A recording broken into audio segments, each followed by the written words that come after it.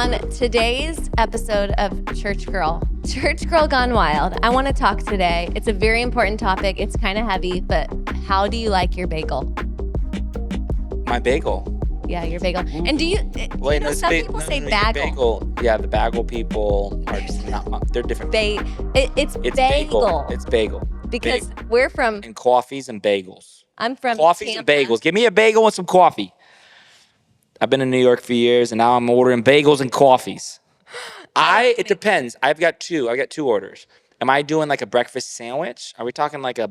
Are you an SEC or a BEC? Oh, I don't do the BEC. The bacon overpowers. I am a sausage, egg, and cheese. I'm with you. Yeah, let's go. Sausage, egg, and cheese. That's my breakfast sandwich. But that's my go-to, and it's gonna be consistent wherever I go.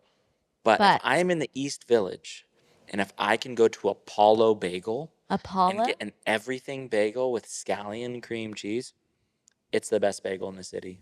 Really? I said it. All you bagel loving folks, it's Apollo Bagel. Slam it down. It's the best. Take it with a coffee. Let it happen. So scallion with cream cheese. Wait, I love everything with scallion. Toasted, double toasted. Double. That is toasted. True. Double toasted. You single toast that thing. It's still kind of cold. Okay. Let's see if you get it right. What's my bagel order? Oh, same thing. You're kind of a mess right now, though. So you're currently doing a plain bagel toasted with scallion, but I don't think that's what you want. I think you want an everything with plain cream cheese. Yeah, that you sounds want everything with plain. Definitely toasted. Oh yeah, toasted. Always toasted. This isn't a joke. Not double toasted, because you do the double. Yeah, you're a single toaster. I'm a single toaster. I can respect single toasters. Yeah. Honestly, I can respect it. What about but no toasters? The no toasters need to go home. The no toasters don't even know that if they would just not toast it and they would just take their bagel from the store, they're gonna save $1.50. Did you know that? In New York City, there's a tax on food preparation, and if you buy a bagel from a bagel joint and say, "I just want the bagel, don't cut it, don't toast it," it's like a full $1.50 cheaper. Yeah. Fun fact. Our son loves a non-toasted bagel butter sandwich. Yeah, he saves me some money that way. Yeah, he does. He does. My favorite bagel is from, I think right now, I do love Broad Nosh. No, Broad Nosh, it slams. It's 84th and Broadway. But I do love Orwash. Have you been to Bo's? Remember Bo's Bagels on 116th? Pretty good. They've got the salt. The Andrew. That's a sausage, bacon, egg, and cheese with I like the Bialys they have too. And maple syrup on it. Yeah. Andrew knows what he's doing. Great business owner too. Yeah. Shout out to Andrew. On 116th Street in Harlem. Okay, we're talking today. That was fun. I'm happy to know about your bagel order. It changes. It sometimes you even have a different summer order. I think that's great. You got a winter order. But now I'm transitioning, and I'm really bad at this transition. So don't look at me like that. I'm letting you transition. just do it again. But it was the way you looked at me. Nope. Just do this. Just do. Okay. Well, this is Church Girl Podcast. Today we're talking about. We're going to talk about something important today, and feels heavy already. It is heavy. Here's the question: can you be depressed and be a Christian? We should play like some happy music over there. Can you be depressed and be a Christian? Do we want to give an upfront answer, just in case? Or should we, you know what, stay until the end of the video to find out? You know, people do that. Well, the question insinuates so many things. Yeah. So, can you be depressed and a Christian? Is that suggesting that if you're depressed, you're not a Christian? Or is the question suggesting that if you're a Christian, you must be depressed? No. The other alternatives. Can you be depressed and a Christian? What I'm really speaking to, obviously, the question. It means if you're a Christian and you're not feeling good, it's not really depression. Yeah, it's spiritual attack. It's spiritual attack. Classic. That is a classic. That's actually kind of what this is about. Oh, great, yeah. Because a lot of people don't think or a lot of Christian, at least, Back in the 90s, 2000s, wouldn't you say? Actually, it's so funny. Last night, Nora and she was getting ready for bed, and I was like, have you ever asked her a question? I was like, I asked her if she ever tried something. Have you ever tried that? She's like, no, that was probably back in the 80s, right? I was like, what? She's like, yeah, back in the 80s. I was like, I wasn't alive in the 80s. She's like, what? It was shocking to her. But growing up, at least for me, I think that there was a whole different conversation around mental health and No, there's still a depression stigma. and a Especially in the stigma. church. Yeah. I would say maybe in the last 5 years, 10 years, it's become a topic that people are more comfortable talking about. Yes, definitely. Of course. It really used to be like there must be something spiritually wrong, if you're struggling with feelings of depression, and it would be like, okay, well, your faith should just overcome that. Yeah. And I don't know, I think there's a lot of actually nuance in the whole conversation. I think there's a lot there. I was being silly, of course. I think that there's an entire ecosystem of Christians who believe the fact that if you're struggling with any form of mental health, that it's a spiritual issue only, um, uh, and I think that that's really messy. I was talking to one of my friends recently, because there's another temptation to think that it's a physical thing only. And I think that as Christians, we have to understand that our life is both physical and spiritual. We Yeah. are mind, body, and spirit. So it's not that the Christians who say that depression is a spiritual attack are wrong, because maybe Sure. they're not wrong. It's also not that it's maybe all just chemical and it's all just physical. It surely is spiritual. Yeah. But it's not spiritual at all. Maybe it is emotional. Maybe it's lifestyle. There's a lot to talk about there. But I think to answer the question up front, can you be a Christian and be depressed? Well, I'm a Christian. I've been depressed. So the obvious answer is that, of course, you can be a faithful follower of Jesus. You can be in love with God. Yeah. You can be spirit-filled, and you can struggle with depression. Yeah. You can go through seasons of dealing with depression. We see it in the Bible. Yeah. We see it throughout Scripture. Paul even talks about one time being so miserable that he despised of life itself. If that doesn't sound like suicidal ideation in the New Testament, I don't know what does. So it's certainly there. Yeah. Depression is something that yes, even Christians can go through, Right. and struggle through. So I think the real question is how do we overcome it? How should we talk about it? When do we go get help? Yeah. And Yeah. yeah. I was reading Psalm 42 because David deals a lot actually with crazy emotions in Yeah. the Bible.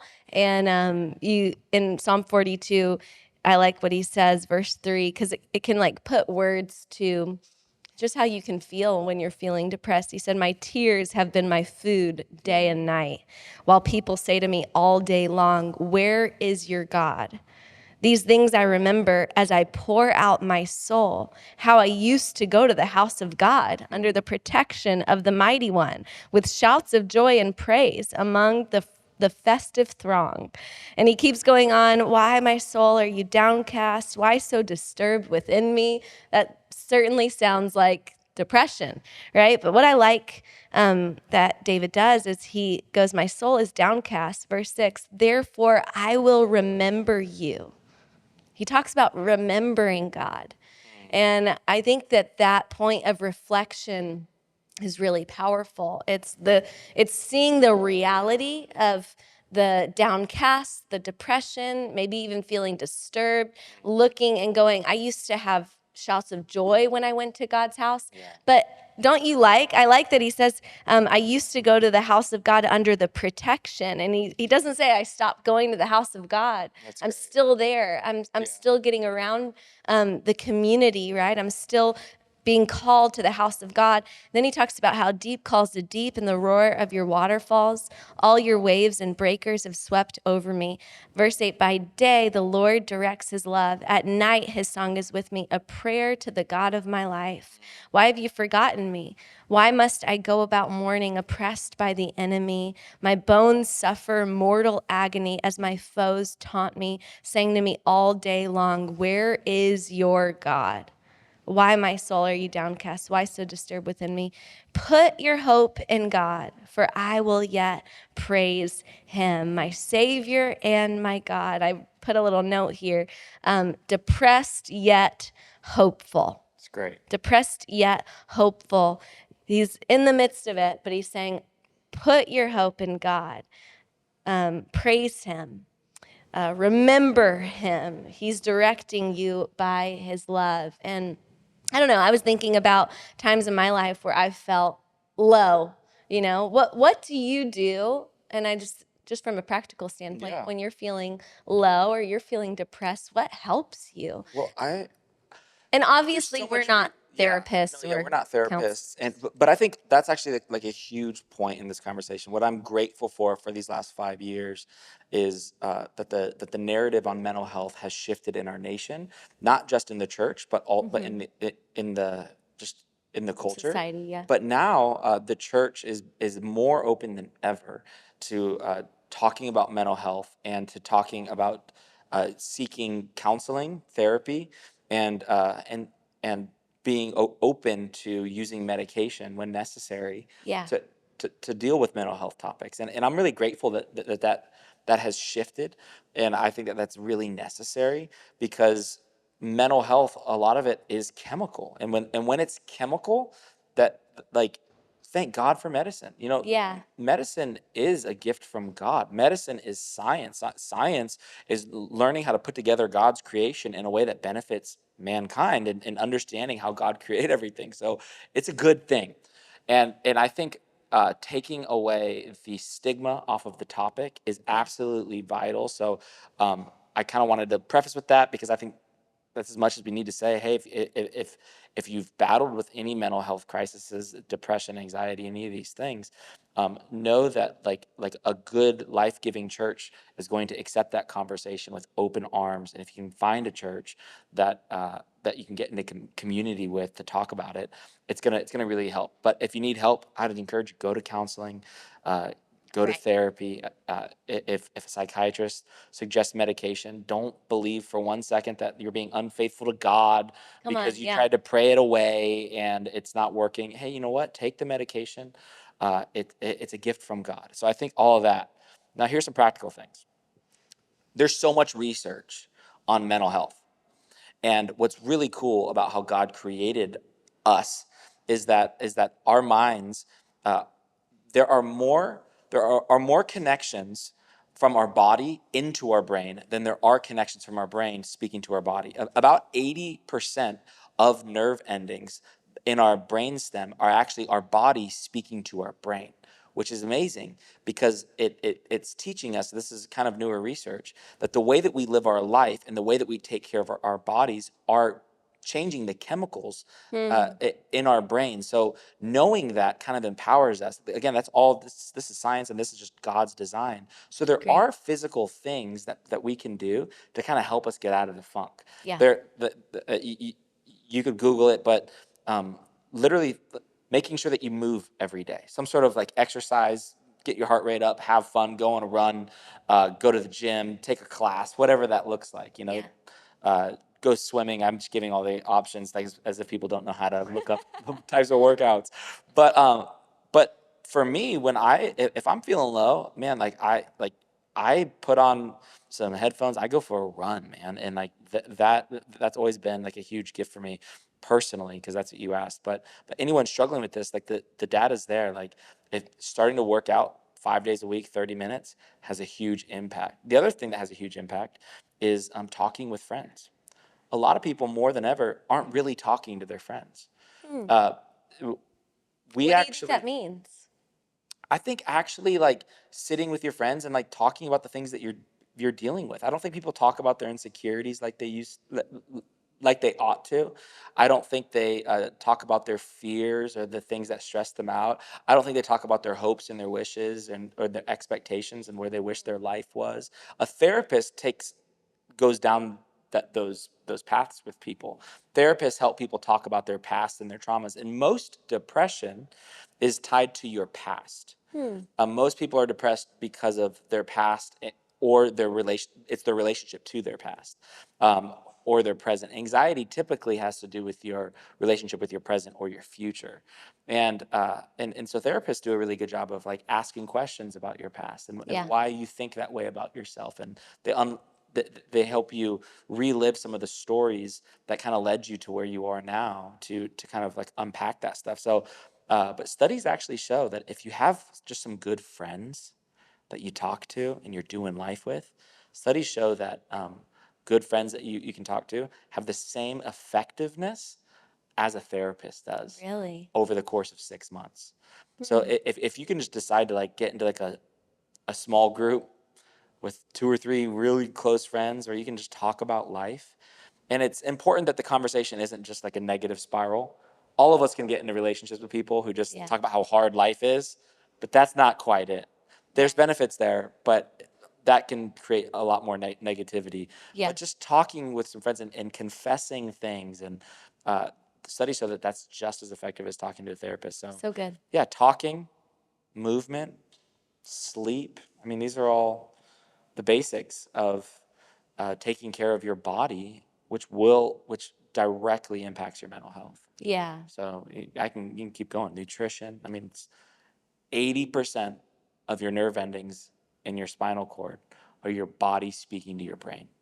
So you got to take care of your body. So good. So much of it is physical. How do you remember all this stuff?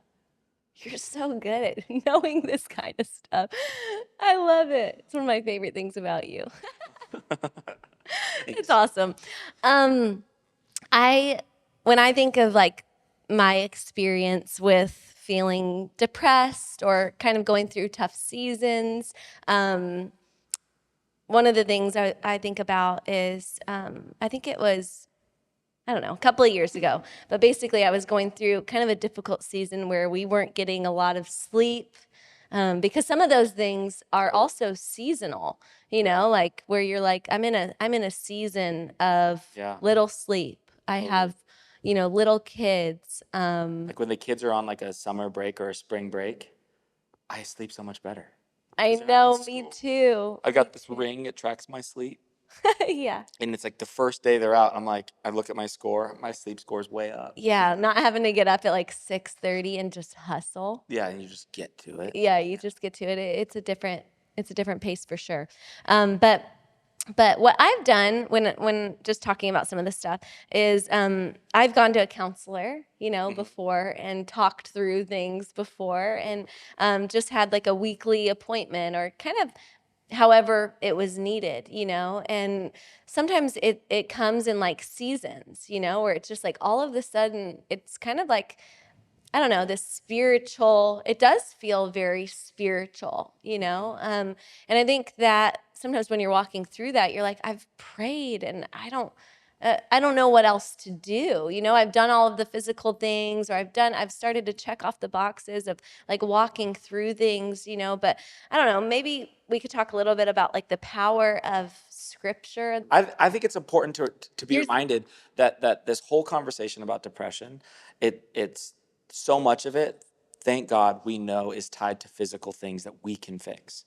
But the reason that the church for a long time has been so against talking about mental health is because the church is aware of something that the world is not, and that mental health isn't just physical, it is spiritual. So much of this is tied to to to the enemy's attack on us, and so much of how God speaks to us is through our mind. The enemy, in the exact same way, speaks lies to us, and so understanding that the physical side is our responsibility, and we need to do our best to steward that. But there is this other component that is actually spiritual. It's not either or, it's both and. It is spiritual, but it is physical. And I think things like reading scripture and worship and prayer, really, you begin to wage war on the spiritual, which is so, I think, vitally important when we're talking about mental health. Yeah. And I think that sometimes, though, you get to like a breakthrough moment. That's kind of what I wanted to talk about, like a breakthrough moment. A couple of years ago, I was going through a tough season, and I don't know why or how or what it really was that I was feeling like I was dealing with, but I just felt heavy. Like every day, just woke up, just no joy. Are you worried to call that depression? Probably from my faith experience. Yeah. I mean, who was depressed? You know what I mean? Like, But I mean, everything you're describing is defined as depression. yeah, I don't know that I'm worried about calling it depression. I try to choose. I don't know. Is that something? Should I call it just depression? No, My I think that's my counselor. I mean, I don't know if she even said like. Well, no, she said like you seem like you're, in a season that you're just feeling depressed. But I don't know that. What does it mean to have depression? I love that. And this what does it mean conversation. to feel depressed? No, well, I think that this is such an important part of the mental health conversation. Yeah. Where it's gone, that I think isn't good, is therapy culture has become so prevalent that now people don't have anxiety or struggle with anxiety. They are anxious. People don't just like get depressed; they are depressed. And I think that some of these, like because therapy culture has grown so much, people are self-labeling and identifying themselves with all sorts of things, including these negative terms, because depression is a negative term. And the reality is that I think that there's something healthy and faith-filled with saying, no, I'm not. Depression isn't mine. When depression comes upon me, the Bible even talks about that. But I'm going to exchange the spirit of heaviness with the oil of joy. Well, the spirit of heaviness, when it comes upon me, it's not mine. Anxiety is not mine, but when anxiety comes upon me and I have to struggle with it, Yeah. how do I get it off of me? So Yeah. I like the idea that you don't want to say I think that's okay. I think that, but I think it is also okay to say like, yeah, I was struggling with feeling depressed. I think that that's really good language to help everyone identify. But I also think it's really good to say, but I don't look at that season and try to identify it by how I felt, because I don't want to carry those labels and say that that is me, because that isn't you. Yeah, Like it's these great. feelings aren't who we are. They are not our identity. So I think there's something Yeah. faith-filled about that. But as long as you can be honest Yeah. about what you're experiencing so you can get Yeah, through it. yeah. You're not like, I love my depression. Yeah. What's that SNL skit where Yeah, they do like the totally. Yeah, that's a good one. But I was thinking of that, and I was thinking of that time and kind of just doing all the work, right? So I felt like, okay, I'm doing the work of going to a counselor, and I was Billable in hours. community, and I was in church, and I was preaching. Yeah. I was in ministry, right? And I was a mom of 3 at the time, and just going through that season, kind of just feeling like no matter what I was doing, like nothing was working. Yeah.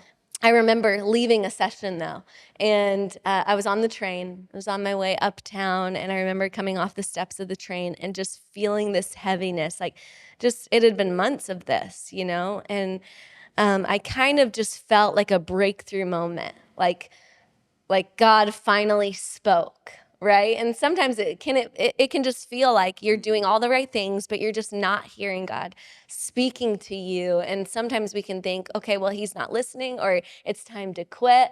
But finally, and there's no reason. I don't have a formula. I think that's the fun testimony of faith. Is it's not this plus this equals this. It's that who knows God's purposes, who knows God's time, and why he does things the way he does things, or how I interfere with what he's trying to do in my life. But for some reason in that moment, as I was walking up the steps, I felt the Lord say, if you'll let me, I'll take the heaviness off of you right now.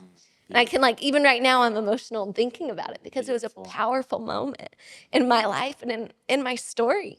And I remember putting in my headphones, I don't know what the song was, but I remember walking across Broadway and feeling like heaviness and depression was lifting for like the first time in months, you know? And I love this story because it just reminds us that we serve a God who sometimes works in months and sometimes works in moments, you know? Sometimes it can be like just a breakthrough moment. And so I think it's an encouragement Praise to God.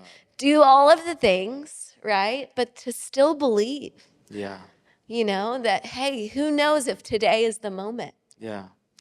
Who knows if, you know, I'm not going to give up. I'm not going to keep showing up. I'm not going to quit, right? I'm not going to quit showing up or stop being around community or stop going to church.